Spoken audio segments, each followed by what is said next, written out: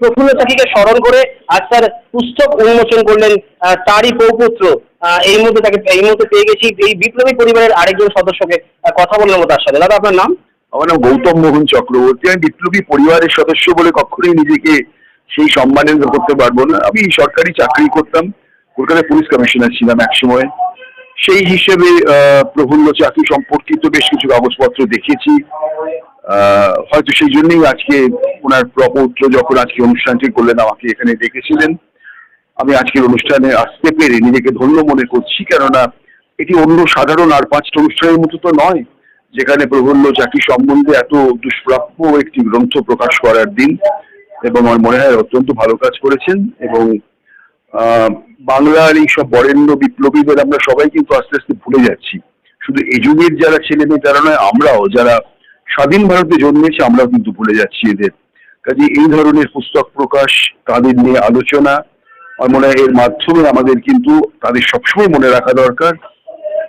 বিশেষ করে আমি যেটা বললাম, ছোট ছোট ছেলে মেয়েদের কাছে তারা কিন্তু একদম জানেন না যে ক্ষুদিরাম বসু সম্বন্ধে একটু একটু জানলো, প্রফুল্ল চাকি সম্বন্ধে তাদের ধারণা, তাদের জ্ঞান অত্যন্ত সীমিত।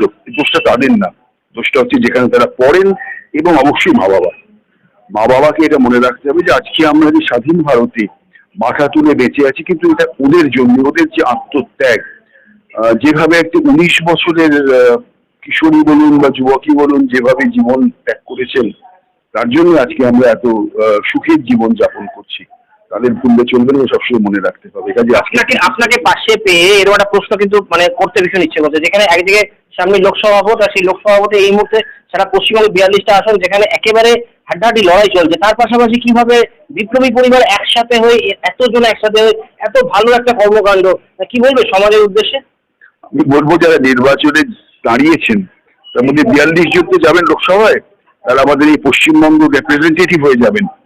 তাদেরও সকলেরও কিন্তু উচিত যে আমাদের বরেণ্য বাঙালি বিপ্লবীদের সম্বন্ধে আরো জ্ঞান বাড়ানো, এবং তারা যাতে খুব ভালো করে চেষ্টা করেন যে এই বিপ্লবীদের নিয়ে প্রত্যেকটা স্কুলে কম্পালসারি যেন এডুকেশনের ব্যবস্থা। এবং আজকের আমরা মিটিং এ যেটা কথা বলছিলাম, মোকামা রেলওয়ে স্টেশন যেখানে প্রফুল্ল চাকি মারা যান, সেই স্টেশনটিকেই কেন আমরা না প্রফুল্ল চাকি স্টেশন হিসেবে নামকরণ করব না, এই নিয়ে আমি আশা করব যে আজকের এই দিনটির কথা যদি তাদের কানে যায়, বা যদি না যায় আমরাই জানাবো যে আপনারা এটাই পরের পার্লামেন্টে গিয়ে বলবেন যে প্রফুল্ল চাকি যে ব্ল্যাকলেস স্টেশনে মারা গেছিলেন, যেভাবেই হোক, হয়তো উনি সুইসাইড করেছিলেন কিনা বা ওকে পুলিশ গুলি করেছিল কিনা, পিটিএম এর অনেক রকম থিওরি আছে, এটা কিন্তু এখনো প্রমাণিত হয়নি, কিন্তু ওখানে যে মারা গেছে এটা তো নিশ্চিত কথা।